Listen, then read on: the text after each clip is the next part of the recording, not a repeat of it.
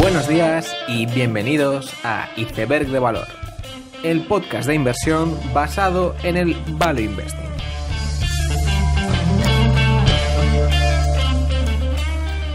Bienvenidos los seguidores de la renta fija, bienvenidos a Iceberg de Valor. Esta semana he podido hablar con Rafael Valera, que es gestor de Buy and Hold. Buy and Hold es una gestora independiente española que, además de gestionar con una filosofía de inversión en valor, quizás lo que tiene como característica diferenciadora es que sí que invierten en renta fija y es verdad que muchas veces a la renta fija no se le presta la suficiente atención desde muchos círculos. Yo no soy ningún experto, claramente, y por eso me parecía interesante poder hablar con él, intentar aprender algo de cómo gestionan pues, su fondo mixto y su fondo de renta fija y ver cómo en renta fija se pueden hacer rentabilidades muy altas, incluso con unos perfiles de riesgo pues diferentes, con una volatilidad diferente y creo que como clase de activos pues eso lo hace muy interesante. Y sin más comentario, pues os dejo con la entrevista con Rafael Valera de Buy and Hold. Espero que podáis aprender algo. En el episodio de hoy tengo el placer de poder estar con Rafael Valera, gestor de Buy and Hold. Bienvenido. Muchas gracias, Carlos, por la invitación.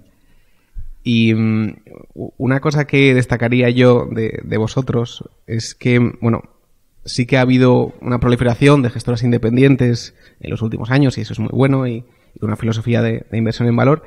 Vosotros quizás también tenéis la peculiaridad de invertir en renta fija. Y es algo que no todo el mundo hace y es algo especial. ¿Y cómo empezó tu afición por ello y un poco uniéndolo con tu trayectoria profesional, la renta fija? Pues la renta fija llegó a mi vida de forma casual. En el año final del 92, después de la Expo y después de las Olimpiadas, pues España empezó a tener una crisis importante.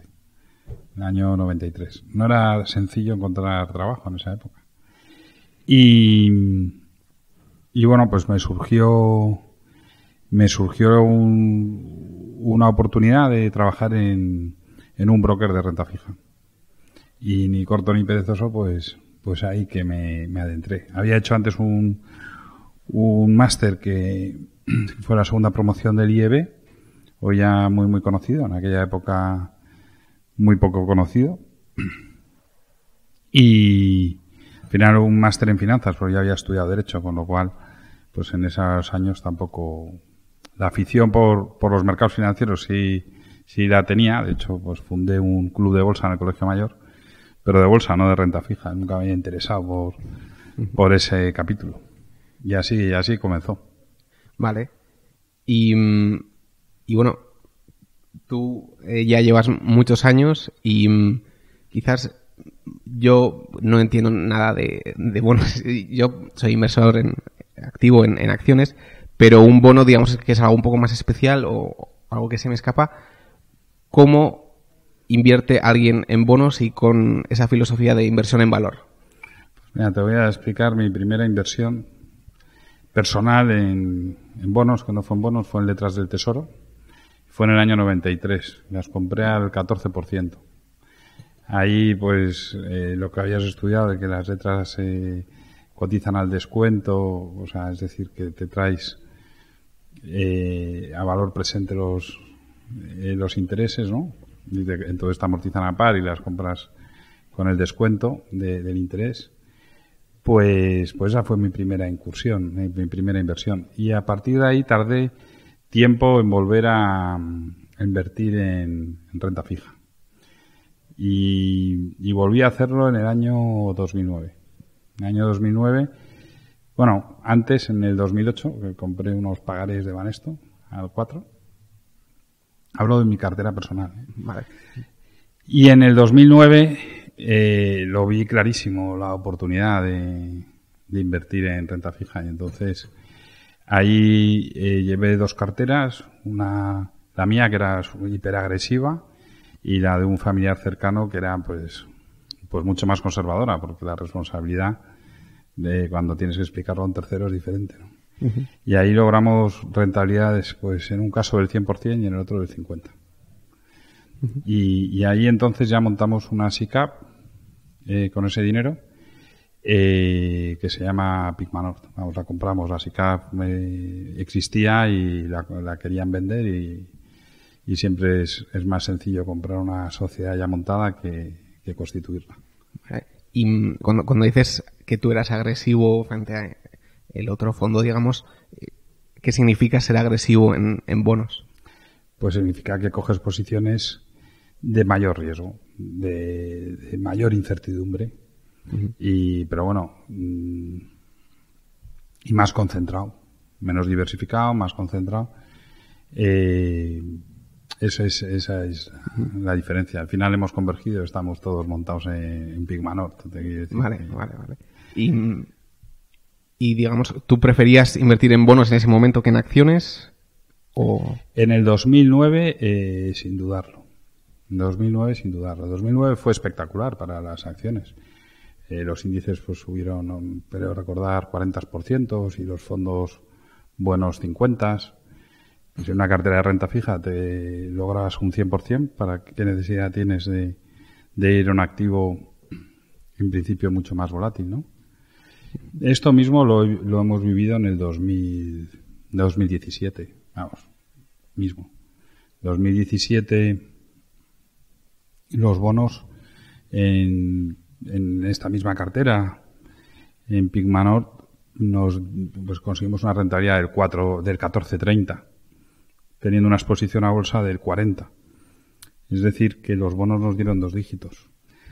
Un fondo bueno de bolsa, nuestra SICAV de bolsa hizo un 14,90. Yo por ese pick-up de 0,60 prefiero estar con 15 puntos menos de volatilidad.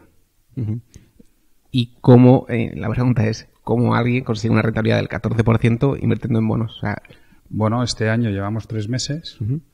Ayer repasaba una cartera que le propuse a una persona que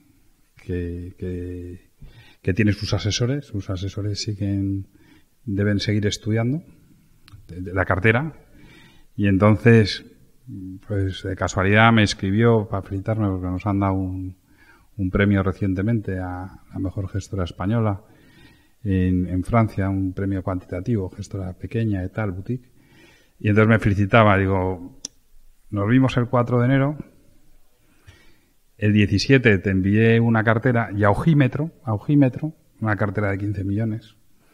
A Ojímetro diría que si llegas a implementarla le estarías ganando 1 millón hoy. Han pasado 2 meses. 17 de enero, estamos a 20, pero bueno. No está mal. Bueno, pues me tomé la molestia de ver exactamente. Era 1.125.000, 120.000. Ya le envié el Excel. Es decir, a veces los asesores salen muy caros. Ya. O la lentitud en tomar las decisiones. En 2 meses este año hay mucha parte del crédito, una cartera tampoco especialmente agresiva. De hecho, parte de la cartera es nuestro fondo de renta fija, o sea que. Vale, y por entender, ¿cómo, o sea, cuál es la composición de esa cartera para tener esa rentabilidad? Unos ejemplos.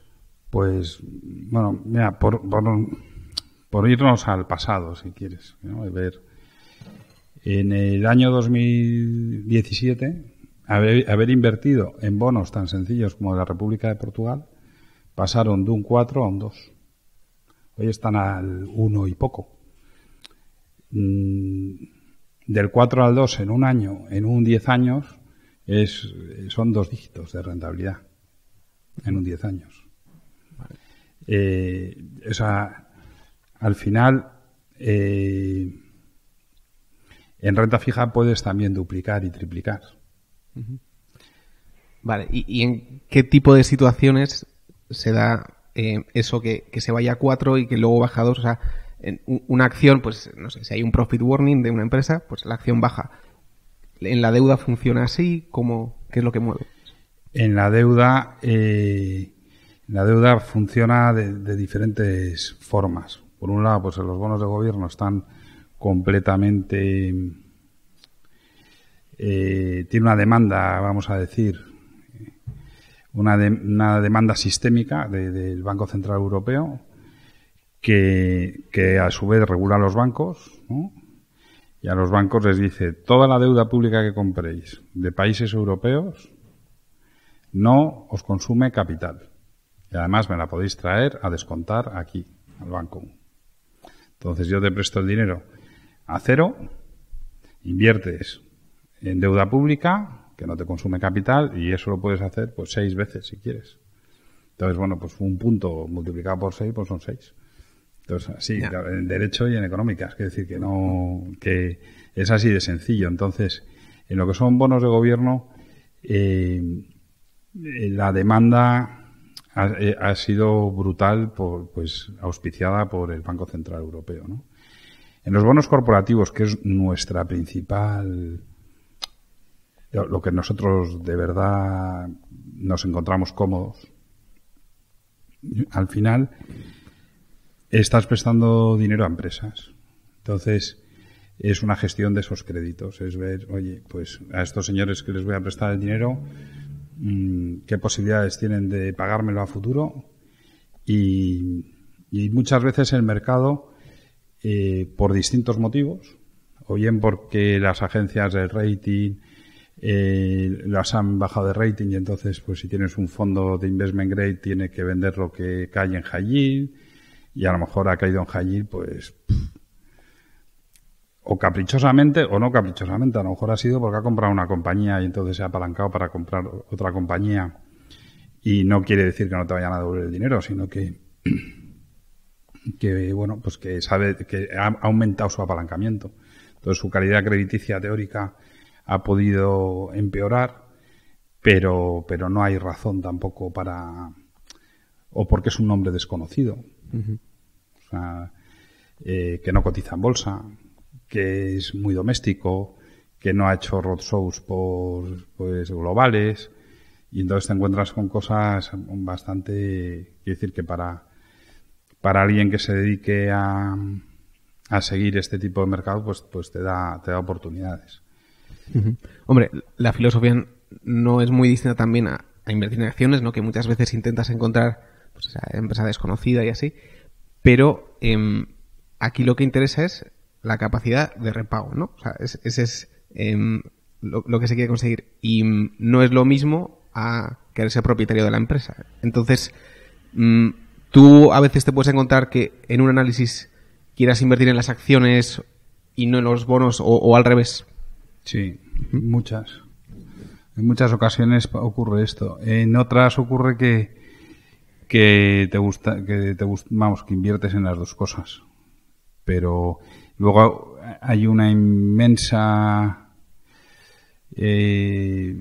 mayoría de veces que es que no cotizan las empresas a las que prestas. O sea, no es que no pudieras comprar las acciones, o empresas que cotizan y no tienen deuda. Con lo cual, pues esas que tenemos muchas acciones de empresas que no tienen deuda en nuestra cartera, pues es imposible que tengamos bonos. Uh-huh. Y por otro lado también está el tema de alineación parcial de alguna forma cuando inviertes en bonos. O sea, a mí me viene a la cabeza el caso ya muy conocido de Aryzta y de la ampliación de capital, que claro, es bueno para los bonistas, pero no para los accionistas. No sé, cuando alguien invierte en bonos sí que hay cierta alineación parcial con los propietarios, ¿no? Entiendo. Yo no veo... Vamos, no me lo he planteado, ahora me lo preguntas. Yo cuando invierto para obtener un retorno, no para alinearme con nada. O sea, al final, nosotros cuando invertimos en los bonos de Aryzta, por ejemplo, que no invertimos en el equity, invertimos para ganar un dinero, no para alinearme con el capital o con el resto de los acreedores, no. Y lo vendimos y ya está, y a la siguiente. O sea, al final es diferente. Cuando eres el propietario, pues yo entiendo que todos los propietarios lo que quieren es pagar sus deudas. Hay ahora algún ruso que bueno, por lo menos la prensa lo pone en duda, ¿no? y los bancos pues tampoco parecían muy amigos de que este ruso se haga con la compañía. Estaban más cómodos probablemente con otro tipo de accionista. Pero bueno, es que hay que decir que hay también propietarios y propietarios. Hay propietarios que no tienen escrúpulos en no pagar sus deudas. Vamos a decirlo así de claro. Vale, porque eso ocurre. O sea, a veces Eso las deudas no se y pagan. ocurre que hay estafadores, sí. Ahí ocurre que hemos visto pues la estafa de Enron, de Qualcomm, vimos la de Parmalat. Es decir, hay gente que miente, sí. Miente a los auditores y etc, etc, sí. Vale, pero digamos que el porcentaje de todas las empresas es relativamente bajo, ¿no? De las que caen en default o no. Bueno, bajo, sí, puede ser bajo o alto, pero Pescanova pues fue otra estafa. Quiero decir que te puedo decir 12 o 13 que me vengan a la cabeza así muy rápidamente. Vale. Que son estafas. El Espíritu Santo hizo una ampliación de capital y de ahí una intervención y cero pelotero. Y la ampliación de capital se admitió. Bueno, en España lo hemos visto con un montón de bancos. Lo que ha sido curioso es que muchos de esos no han dejado de pagar sus deudas. Yeah. Pero entonces el riesgo en invertir en bonos es esto, ¿no? O sea, que te defrauden o... Que te defrauden o que concurse la compañía o quiebre. Muchas veces el bono tiene garantías reales, ¿no? Pues una naviera pues que te den esa garantía de los barcos, o hay incluso alguna que está garantizada por las acciones de la compañía. Las acciones la compañía no cotiza y los propietarios dicen, oye, yo dejo como garantía mis acciones. O sea, llega a ese punto. Pero nosotros no compramos. O sea, eso son pues cosas adicionales. Yo no invertimos para que nos entreguen un barco. No es nuestro propósito. Ya. O garantías hipotecarias en todo lo que son las titulizaciones hipotecarias. O decir que... Y en función de las garantías, pues también tienen una mayor prima o una menor prima. Por otro, o sea, esto todo es en deuda corporativa, pero también invertís en deuda gubernamental, creo. Y había un caso curioso también de la Generalitat de Cataluña, que invertiste en algún bono. ¿Esto cómo se hace? ¿O cómo se generan estas ocasiones también? Pues muy fácil. Nosotros los fondos los lanzamos en octubre del 2017. En octubre del 2017 hubo un referéndum en Cataluña, que ahora se está volviendo otra vez a poner de moda, porque hay un juicio justo enfrente de nuestra oficina, donde una parte importante de Cataluña pensó que después de ese referéndum iban a dejar de ser españoles. Entonces los que estudiamos Derecho, pues teníamos bastante claro que eso era imposible. Y los que hemos vivido la última crisis financiera de este país, también lo teníamos muy claro. O sea, hay un fondo que se montó justo en la crisis, el FLA, que es para dar financiación a tipos bajos a las comunidades autónomas. El Fondo de Liquidez Autonómico. Vamos, en definitiva, para que Pinco no se pusiera las botas, que estaba comprando deuda de comunidades autónomas en emisiones privadas para ellos, sabiendo que el que iba a pagar, en caso de que no pagara, al final iba a terminar pagando España, ¿no?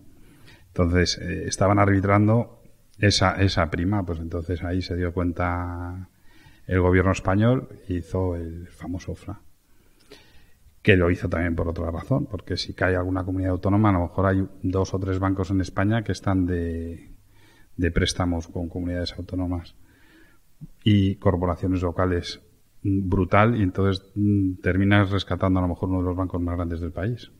O sea, quiere decir que las cosas están muy correlacionadas, ¿no? Entonces, al final, el poder comprar un bono, pues, no recuerdo, creo que era, sí, 2031, al 6%, cuando la deuda española cotizaba al 1 y poco, pues, hombre, te está pagando una prima de 5 puntos casi, en un veintitantos años, eso es un retorno en un año, lo vendimos al 4, más o menos sigue por ahí, pues ganamos un veintitantos %. Solo cogimos un 5% de cartera, es decir, que tampoco, en algunas carteras cogimos un 5, en otras algo menos, pero yo lo veo tirar a ver, si todo es tirar a balón parado, pues comprarías el 100% de los fondos, ¿no? Pero yo creo que hay que diversificar y además que ¿por qué no se va a ir del 6 al 8? Y entonces tienes el problema al revés. Bueno.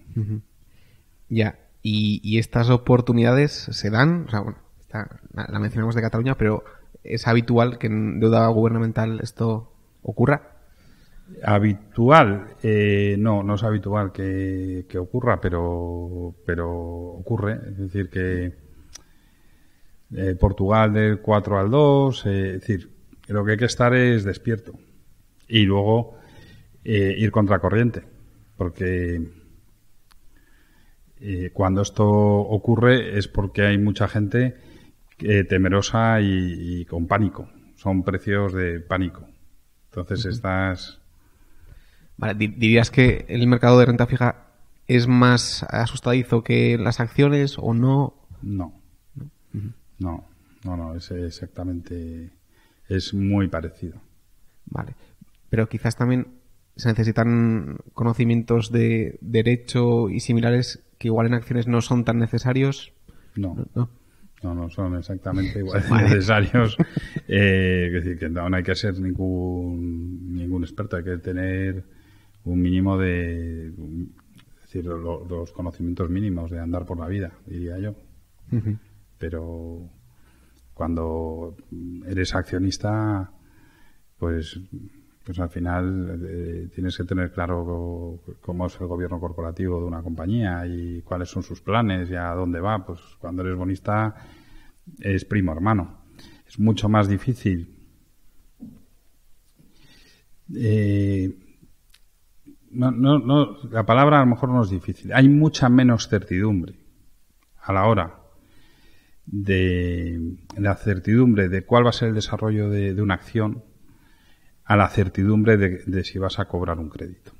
La certidumbre de poder cobrar un crédito es mucho mayor que la certidumbre de si vas a ganar dinero como accionista. Porque que una compañía vaya a devolver sus créditos, pues es, no voy a decir bastante obvio, pero si no es obvio, aléjate. Desde luego, no como bonista, como accionista ni te aproximes. Claro, no creo que nadie se haga accionistas de compañías que vayan a entrar en preconcurso, no digo ya en concurso, ¿no? O en quiebra o barra liquidación. No en ningún caso. Entonces, claro, sí. La certidumbre es mucho mayor en renta fija. ¿Y ahora mismo dónde estáis viendo oportunidades en renta fija? Pues nosotros tenemos una exposición en los fondos, pueden invertir hasta un 30% en deuda subordinada. Hablo del fondo mixto, el fondo de renta fija, y esta pues la tenemos, pues debemos estar en torno de 25%. La deuda subordinada de muchos bancos que no cotizados, pero que alguno puede cotizar en los próximos meses. Y cuando salen a cotizar, pues lo hemos visto en varios, aprovechan para ampliar capital, que esto es buenísimo para el bonista, ¿no? Y están pagándote muy por encima del retorno sobre el capital que están dando. Tenemos dos bancos, uno está en un ROE del 2,5, el otro debe estar en un ROE del 5,5 o 6. Pues los bonos están pagando dos dígitos. En uno es un deuda subordinada, en el otro ya no está pagando dos dígitos, lo está pagando el 7,5. O sea, te sigue pagando por encima del retorno sobre el capital. Yo prefiero estar dices, bueno, estoy subordinado, o sea, si quiebra vamos a perderlo todo. No nos engañemos, los bonistas y los accionistas, como lo vimos en Banco Popular, ¿no? Pero el retorno es mayor el del bonista, curiosamente, pues prefiero estar en esa posición. Uh-huh. Y entonces vosotros tenéis un fondo de renta fija, otro mixto. El fondo mixto, ¿cómo decidís cómo se asignan los activos, acciones o bonos? ¿Hay alguna filosofía? Sí, o sea, al final yo mismo me lo he preguntado muchas veces, oye, ¿cómo decidimos esto, no? Pues al final nos damos cuenta que el sentido común te indica que si puedes obtener retornos con mayor certidumbre, pues te inclinas a la mayor certidumbre, que son los bonos, y evitas la menor incertidumbre. No hay una varita mágica de decir qué peso, ¿no? El fondo mixto, sin querer, ¿no? Sin querer, la volatilidad histórica está en el entorno de 8. La volatilidad histórica de nuestras carteras de renta variable está en el entorno de 20. Y el fondo de renta fija en torno de 2. Entonces,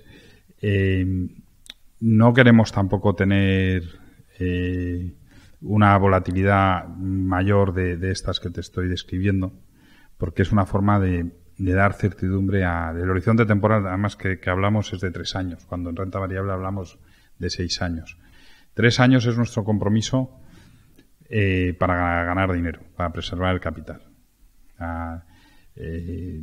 Y en renta fija hablamos de 18 meses. Renta fija cuando lanzamos, bueno, todos en los 3, cuando lanzamos los fondos, en octubre, que nadie se enteró porque había aquí un pollo en el país muy tremendo, ¿no? Lanzamos la única serie que se ha lanzado en la historia de los fondos en España. Yo no sé si en Europa hay alguien que lo haya hecho, pero en España sé que no, porque la CNMV nos lo dijo, que esto no lo habían visto antes y que, de hecho, pues estuvieron tiempo mirándolo. Sacamos una clase que es idéntica a las demás, solo tiene una característica, que es que si en el horizonte temporal alguno de los partícipes que han contratado el fondo entre el día que se fundó y el 31 de diciembre de 2017 no ganara dinero en el horizonte temporal recomendado, devolvemos todas las comisiones cobradas durante ese horizonte temporal. Imaginemos el renta variable, le quedan todavía 5 años y 4 años y medio, no ganaran dinero, se devuelven las comisiones acumuladas de 6 años a los partícipes. En el caso de renta fija es en junio. Si no ganaran dinero, se le devuelven todas las comisiones de año y medio. Uh-huh. Que las comisiones de año y medio del fondo, pues es un 0,65 anual, o sea que es un 1% en año y medio. Vale. Y me temo espero que ganen dinero, que es nuestro objetivo, ¿eh? Hombre, imagino que como eslogan suena bastante bien y yo... Bueno, no es que suene bien. Nosotros lo hacemos, es nuestro compromiso porque creemos, si pensáramos que en lugar de 18 son 24 meses, os hubiéramos dicho que 24 meses. Uh-huh. Hoy están ganando dinero los de renta fija. Uh-huh. Y han pasado 13 meses. O 14, ¿de acuerdo? Uh-huh. Es la filosofía. No estamos poniendo la cartera más conservadora. O sea, no tengo la cartera en liquidez para que esto ocurra, ¿eh? O sea, si yo lo pongo todo en liquidez, esto ocurre sí o sí en junio. Entonces no es la filosofía. Yo estoy pensando siempre en hacer inversiones en el fondo que performes bien en 18 meses. Uh-huh. O sea, recomiendo invertir en cualquier producto nuestro a un inversor que no tenga un horizonte temporal mínimo de 18 meses con los tipos de interés que hoy tenemos. Si volvemos a inflaciones de 3% o de 2,5% y tipos de interés real de unos %, es decir, que nos vayamos a ver tipos de 3,5%, 4,5%, en ese caso el horizonte temporal pues te diría que lo pasamos a 12 meses. Uh-huh. Pero no... O sea, el ser inversor sin arriesgar nada y con un horizonte temporal de día, eso no existe. No sé, vamos, hoy no existe, desde luego. Está claro, está claro. Y ahora que dices lo de los intereses y bueno, los tipos, ¿Cómo veis la situación actual? ¿Veis que las acciones están más atractivas? ¿Los bonos? Nosotros en el fondo mixto tenemos un 40% en acciones y un 60% en bonos. Nos están dando, pues, las acciones un retorno del 14% y el fondo tiene un retorno en lo que va de año del en torno del 8%, ¿vale? Es decir, que los bonos nos están dando menos rentabilidad a día de hoy que las acciones, ¿no? Pero estamos satisfechos o sea, no estamos moviendo. Hicimos un movimiento, empezamos el año con un 45% de exposición a bolsa, lo hemos bajado al 40%, porque sacamos el 5% que teníamos en bancos, en acciones bancarias. Vimos que la correlación era muy alta con los bonos y que preferíamos estar en bonos de 2 dígitos, entonces ese 5% lo invertimos en deuda subordinada, en el caso del flexible. Bien, y en cuanto a acciones, esta parte de la cartera de acciones, sí que tenéis ahora mismo una filosofía, bueno, tenéis muchas empresas como Facebook, Google, Amazon. ¿Qué opinión os merecen estas empresas que, bueno, en muchas ocasiones pues se las, no sé, si desprecia o no, desde el entorno de inversión en valor no se las considera, y sin embargo vosotros sí que las habéis comprado? ¿Cómo ves esto? Muy buena pregunta. Esto es lo bonito, que no todo el mundo veamos las cosas igual. Esto es lo que más oportunidades te da, ¿no? Entonces, nosotros venimos de invertir en empresas que eran paradigma del value, vamos a decir, por monopolísticas de la publicidad, como WPP o Publicis. O venimos de invertir en retailers que eran, pues, los más baratos en precio y con un dueño familiar y con una visión muy potente del negocio, como puede ser un Sport Direct o otros, por ejemplo, yo qué sé, pues el mayor vendedor de brillantes, de sortijas de pedida del mundo, que es Signet, americana, estadounidense, que también vende en Canadá y en Gran Bretaña. Y en Estados Unidos, pues tú piensas que un anillo de pedida que te casas una vez, a lo sumo 2 veces, no lo sé, vas a verlo, no te lo compras por internet. O sea, dices, estos no les puede hacer daño internet, o eso piensas, y dices, oye, la compañía es que está per 6. No, pues a base de sartenazos te vas fijando qué es lo que está fallando, ¿no? Sport Direct, hicimos un análisis, vende más barato que Amazon. Hemos sido, o sea, te estoy hablando de compañías que hemos sido accionistas, o sea, hay que decir que no es que hemos sido accionistas y que nos encantaban y nos parecen maravillosas, pero lo cierto y verdad es que cada año están más baratas. Y nosotros no invertimos en los sitios para estar barato, más barato el año que viene. O sea, nosotros invertimos en cosas baratas que pensemos que van a estar más caras. Entonces te das cuenta que Google es un publicista tremendo y con una transparencia brutal, porque sabes cada dólar o euro que inviertes en Google cuántos impactos has tenido y cuántos de esos señores han hecho clientes tuyos. Es perfectamente cuantificable tu inversión en publicidad en Google o en Facebook, y en cambio en Telecinco no es cuantificable. Porque a mí las encuestas de cuánta gente ha visto y qué segmento ha visto no es imposible. Y luego tienes una serie de brokers entre medias, que es todavía más oscuro. Entonces, te puedes empeñar en esto, te puedes empeñar en que la gente va a elegir qué peli ver o qué documental o si va a verla en la tablet, y lo ves en tus hijos, que pueden estar... Cada uno tiene una tablet y cada uno está viendo una cosa a la misma hora.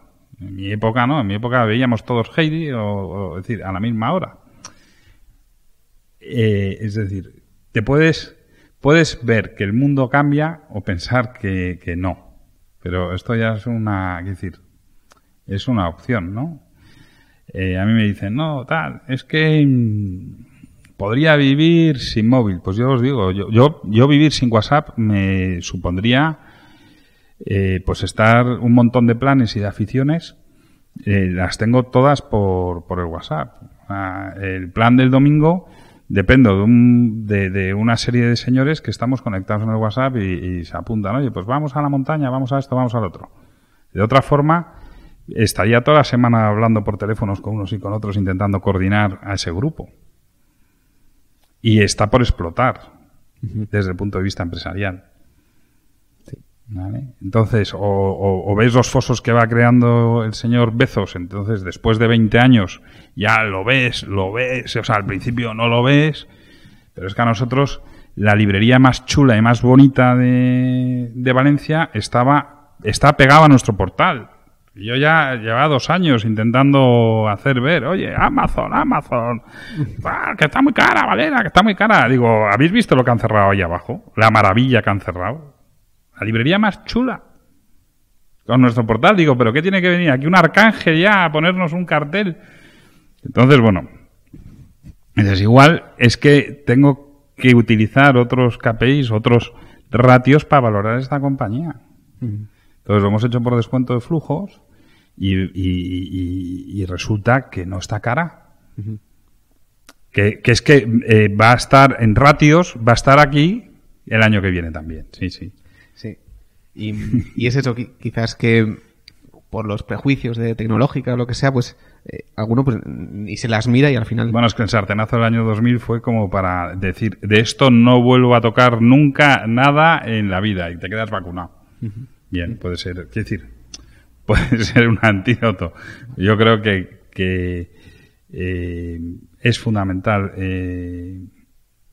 no en esto, en casi todo, en todo, tener la humildad suficiente para darte cuenta que te equivocas.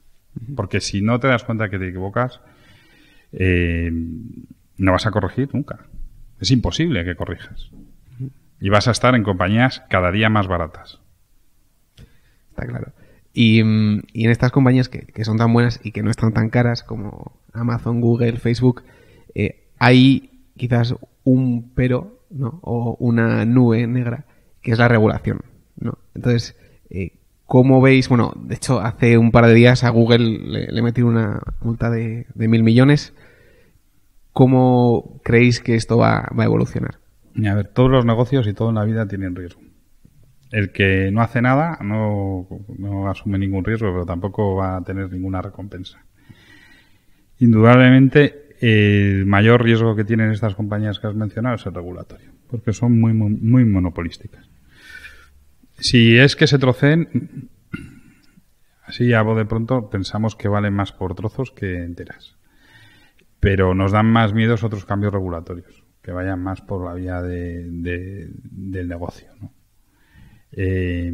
Bueno, yo creo que la regulación va en aumento en esto y en muchas otras cosas. O sea, cada vez el individuo, pues perdemos mucha, no ya libertad, sino esto es un gran hermano ya, esto es como el show de Truman, o sea, nos saben de nosotros todo a todas, ya lo que pensamos. Es decir,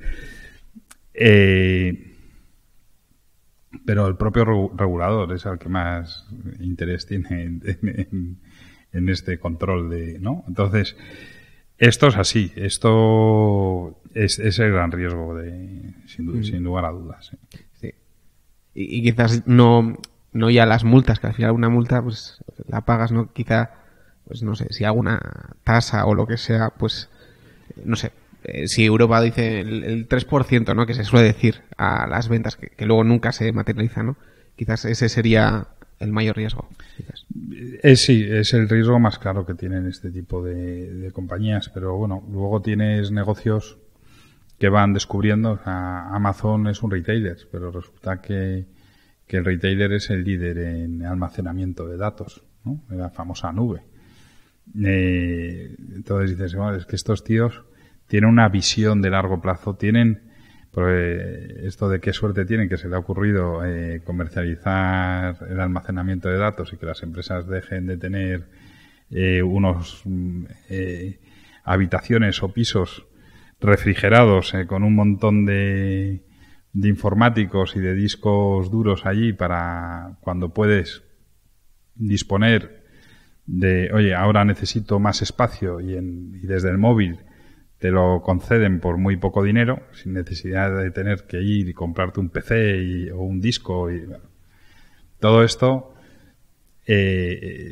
no está maduro todavía. Los crecimientos son de 2 dígitos altos y van a seguir siéndolo con unos márgenes extraordinarios. Y los que lideran esto pues son Amazon y Microsoft. De las dos somos accionistas. Entonces son negocios que yo creo que interesa estar ahí, que está muy bien estar en otros negocios que se vienen haciendo desde antes de Cristo, pero sí, vamos, que no es menos seguro porque sea y que no son tan nuevos, ¿no? Facebook y otras compañías. Muy bien, y ya te voy a hacer la última pregunta, que es ¿cuál ha sido, bueno, ya llevas muchos años invirtiendo, tenéis vuestra propia gestora, ¿cuál ha sido el mejor y el peor momento que habéis vivido? Pues el mejor momento del 2009, que era prácticamente disparar al bulto y caían los pájaros, era ya algo, vamos, apoteósico. Y el peor momento, pues el año pasado fue bastante duro, el 2011 fue otro año difícil. Sí, o sea, el 2008, pues en mi caso no fue especialmente duro porque como venía del mundo de los bonos, esa la vi, pero no quiere decir que vaya a ver la siguiente, ni muchísimo menos. O sea, soy consciente. Pero como venía de comercializar cosas bastante exóticas, pues el 2008 lo capeamos muy bien.